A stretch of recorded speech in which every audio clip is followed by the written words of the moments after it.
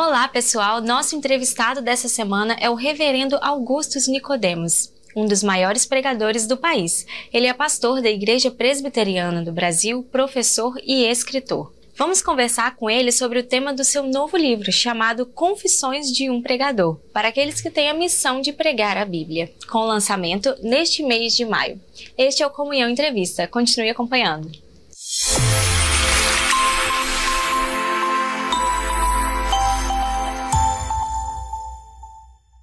Reverendo Nicodemos, muito obrigada por ter aceito o convite de participar dessa entrevista. Para mim é um prazer, espero que de alguma forma isso possa contribuir para a vida espiritual, não somente daqueles que pregadores, mas que ouvem os pregadores, já que esse vai ser o tema da nossa entrevista, com certeza. Eu gostaria que o senhor começasse falando sobre qual foi a sua motivação para escrever esse livro, Confissões de um Pregador, e o que o público pode esperar encontrar nessa publicação. Olha, a motivação foi, na verdade, a ideia do livro surgiu durante um período sabático nos Estados Unidos. A minha igreja tinha me concedido esse tempo de descanso e eu aproveitei que eu não estava envolvido com as lides pastorais e outros compromissos, muitos que tenho, para então me sentir bem à vontade para escrever alguma coisa que estivesse no meu coração. E já de algum tempo eu queria compartilhar os 40 anos de ministério, então, que eu tive o privilégio de exercer, e daí veio a ideia de uma sentada só, um livro que falasse das minhas experiências como pregador, e isso relacionado com a preparação do sermão, a vida do pregador, a audiência, as escolhas, convites, decisões, a família do pregador, enfim. É uma gama de assuntos muito variada. Então, eu decidi o livro durante esse período de sabático. É um livro que levou 5 meses para ser escrito, mas eu estava de tarde e de noite, praticamente, no livro, né? E eu creio que o leitor ele pode esperar encontrar aí algumas sugestões, orientações, especialmente princípios bíblicos a respeito da pré como sendo um dos principais meios de graça pelos quais Deus comunica sua verdade e a salvação ao seu povo. Eu creio que é isso aí que eu posso responder. Tem um versículo na Bíblia, em Marcos 16:15, que fala para os cristãos irem por todo mundo e pregar o evangelho a toda criatura. Com relação a essa expressão de pregar o evangelho, podemos dizer, na sua opinião, né, na sua abordagem e visão, acredita que isso pode dizer que todo cristão é um pregador?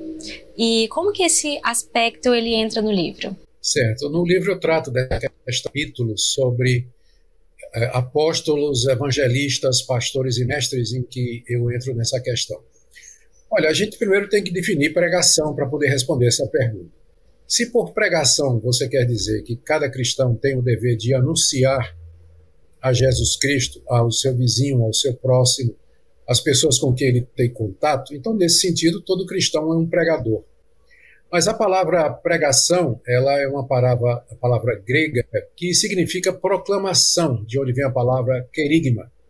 E ela tem mais um caráter oficial, público, e que está ligado a determinadas pessoas de entre a igreja que foram separadas para esse ofício.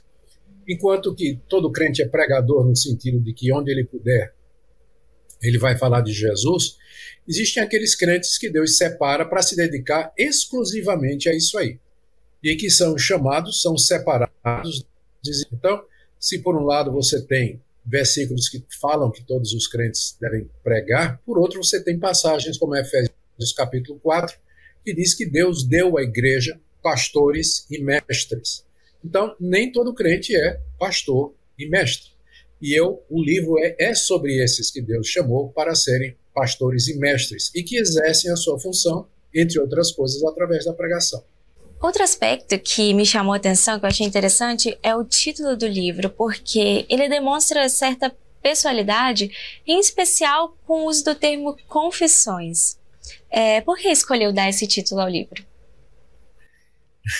Boa pergunta, né? Olha, eu já escrevi mais de 50 livros e quase todos eles são livros teológicos. Todos não, eles são livros teológicos são comentários a determinados livros da Bíblia, foram escritos em reação a determinados movimentos que eu considerei importante refutar, ou pelo menos confrontar.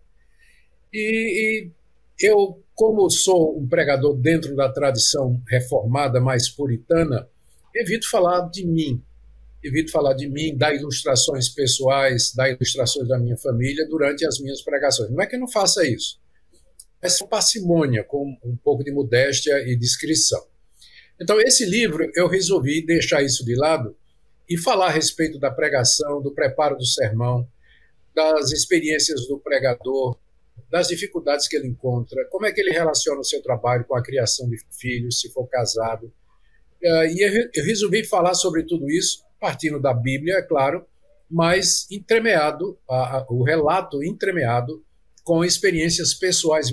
E praticamente em cada seção do livro eu conto alguma experiência que eu tive que está relacionada com um tópico em pauta. Então, é um livro bastante pessoal. Eu diria que é o livro mais pessoal que eu escrevi. Quando eu falo pessoal, é no sentido de que é onde eu mais me exponho como pessoa, contando fatos, histórias da minha vida, algumas que eu acho engraçadas, outras até meio constrangedoras, mas, enfim, o livro está cheio de referências a experiências que eu passei por esses livros.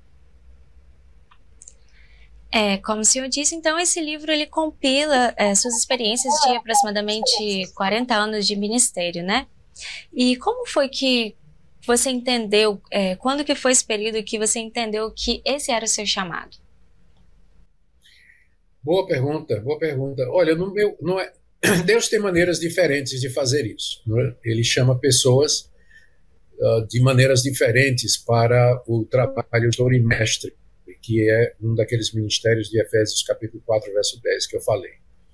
No meu caso foi conversão e chamado.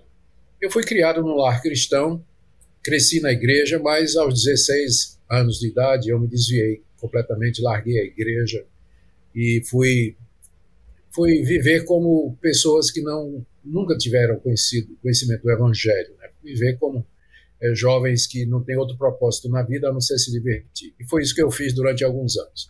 Aos 23 anos de idade, a graça de Deus me alcançou. Naquela altura, eu já tinha cursado engenharia elétrica na Universidade Federal de Pernambuco, estava fazendo o curso de desenho industrial na mesma universidade, e minha conversão se deu em setembro de 1977.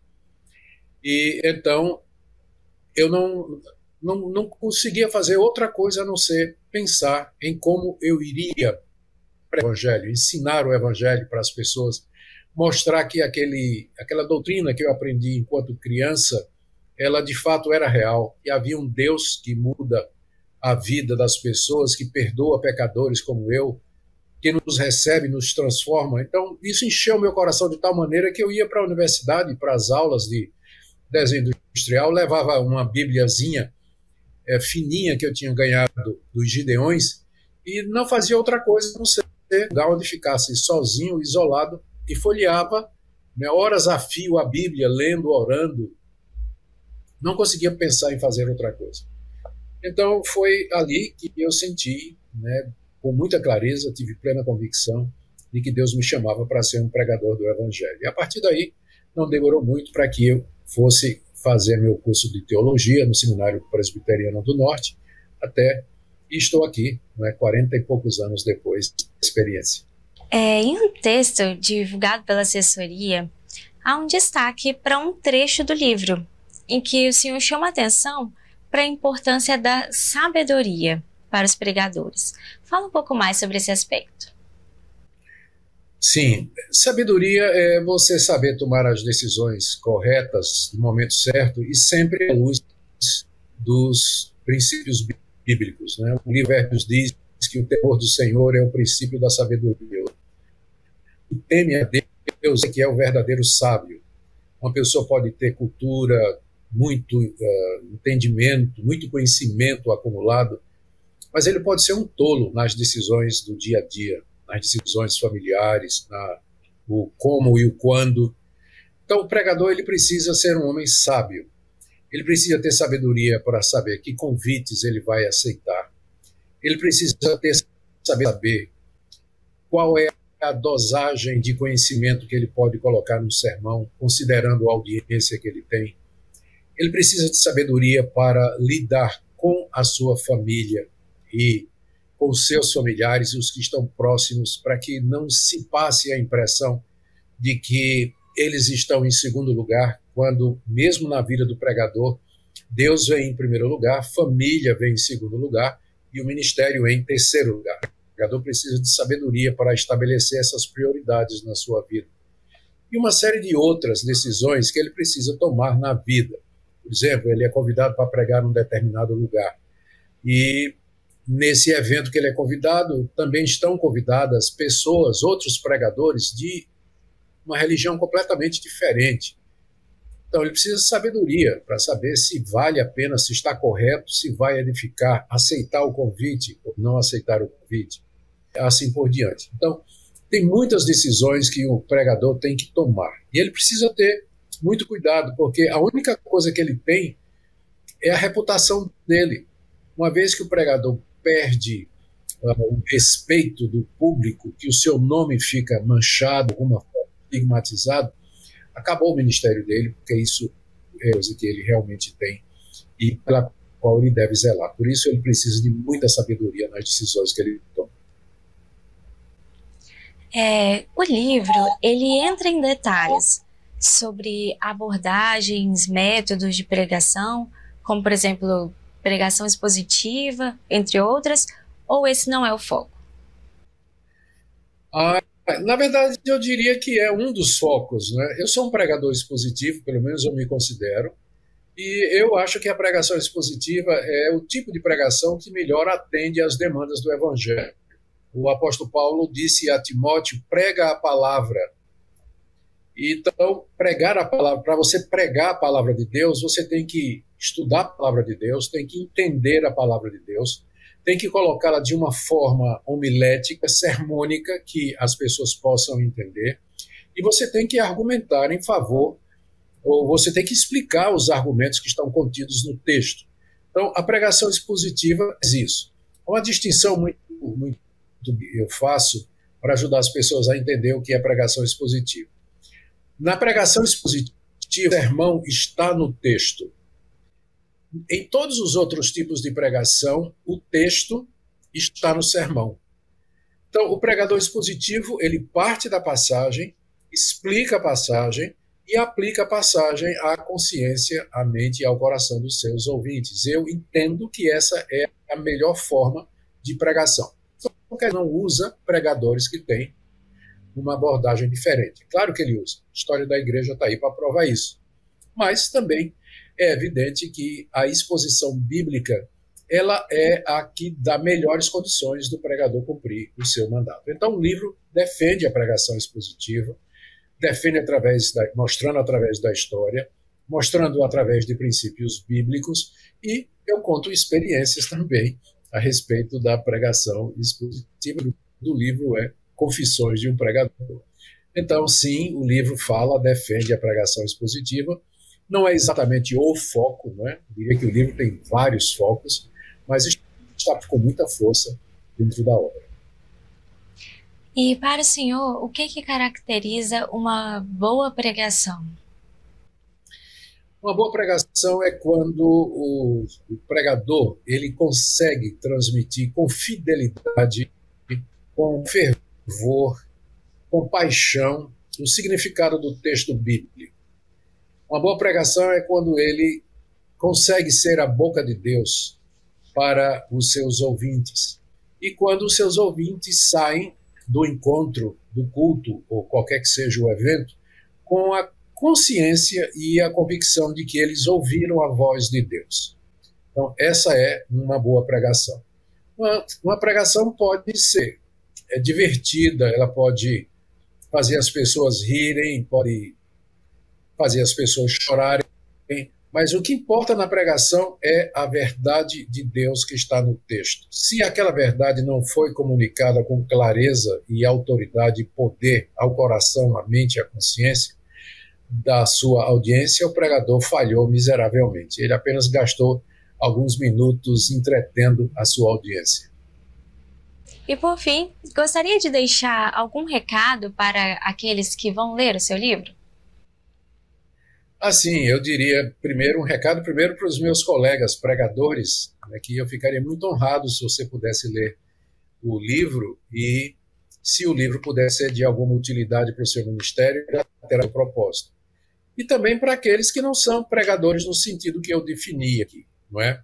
Que não foram chamados para se dedicar exclusivamente à pregação da palavra de Deus, como mesmo que você seja um crente que todo domingo está sentado no banco da sua igreja escutando um pregador, esse livro vai ser útil também, porque vai ajudar você a entender melhor os dilemas do seu pastor, os desafios que ele enfrenta, vai ajudar com mais inteligência pelos pregadores que você conhece e você vai apreciar mais o trabalho que o pregador faz. Por outro lado, o livro também vai lhe dar ferramentas para você reconhecer quando o pregador ele não está fazendo o trabalho dele direito, não é? E que poderia ser feito de uma forma melhor. Então, é isso que eu queria dizer, na expectativa de que o livro Confissões de um Pregador seja uma bênção na vida de todos aqueles que o lerem. Obrigado. Reverendo Nicodemos, muito obrigada pela sua participação e por ter aceito o convite de participar aqui do Comunhão Entrevista. Eu é que agradeço, viu? Fico muito feliz pelo convite, Deus abençoe e vamos em frente. Este foi mais um Comunhão Entrevista, um conteúdo da revista Comunhão. Lembrando que este e outros conteúdos você pode acessar nas plataformas de streaming, no YouTube e também no nosso portal, comunhão.com.br. Não deixe também de seguir as nossas redes sociais. Até a próxima!